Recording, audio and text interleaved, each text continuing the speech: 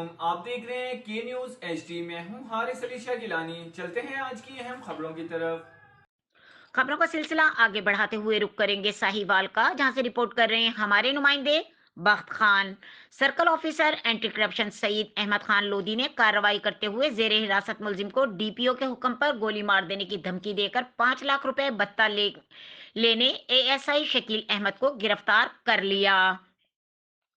متاثرین کے مطابق امداد حسین کو شکیل اے ایس آئی تھانہ نور شاہ نے سینٹرل جیل سے نکلتے گرفتار کر کے منشیات کے جھوٹے مقدمے میں نامزد کر دیا تھا۔ مدعی مقدمے کے مطابق شکیل اے ایس آئی اور ایس ایچ او نے امداد حسین کو ڈی پی او کی جانب سے گولی مار دینے کے آرڈر کا کہہ کر بھتہ دینے پر مجبور کیا۔ شکیل اے ایس آئی نے امداد کے گھر سے چیک بک منگوائی اور حراست کے دوران ہی امداد حسین کو بینک الحبیب اسلامک برانچ نیز جامعہ رشیدیہ جی ٹی روڈ لے گیا۔ وہاں سے 5,10,000 بھتہ لے کر رہا کر دیا، جس کی سی سی ٹی وی فوٹیج بھی موجود ہے۔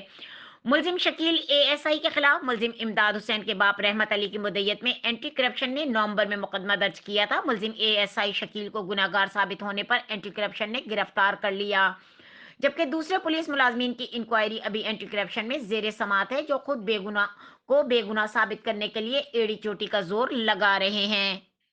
مزید خبروں اور اپڈیٹس کے لیے ہمارے ساتھ رہیے گا، تب تک کے لیے اپنا خیال رکھیے گا۔ اللہ حافظ۔